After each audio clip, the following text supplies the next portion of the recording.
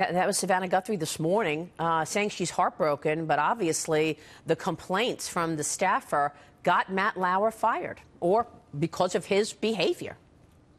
Yeah, and again, obviously we don't have those details, so that is a decision that, as I mentioned, I mean, whether it's NBC News or any other, private entity has to look at their own standards and practices and whether or not they feel that the accusations or the complaints merit, because in some cases the bar may be a lot lower and say, hey, any allegation or any inappropriate claim that can be verified is going to be dismissed because we have a zero tolerance policy. But each one of these organizations needs to look within their own organization, whether it's the New York Times, NBC News, the Weinstein Company, and say, does the accusation have merit?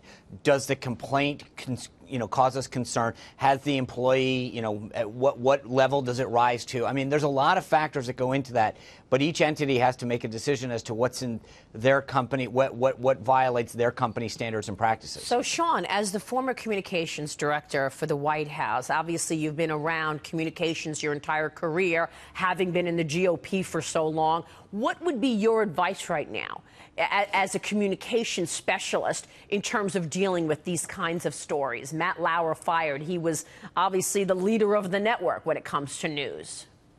Well, again, Maria, there's a couple things. Number one, I think that each complaint needs to be thoroughly investigated to figure out what level it rises to. Does it have merit? Because, again, we want to make sure that every person that is accused of anything has the opportunity of due process, that they can't just be scurrilously accused of something and then dismissed without being able to plead their case or understand the facts against them. But secondly, and I think more importantly, is that we have to look at the culture of every institution. And then there needs to be proper training and proper and clear guidelines as to the standards that every institution is going to set as far as what's expected of employees, male, female, old and young, that there is certain behavior that needs to be, that is acceptable and unacceptable.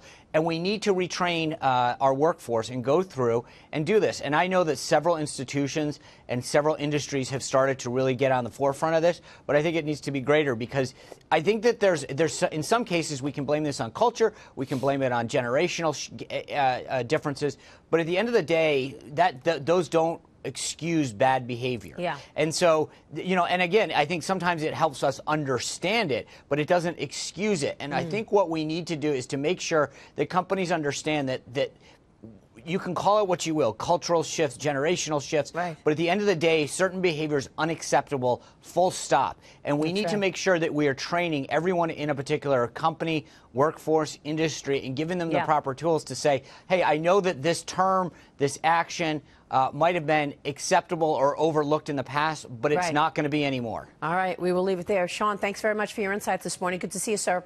Good to see you, Maria. Thank you, Sean Spicer. There.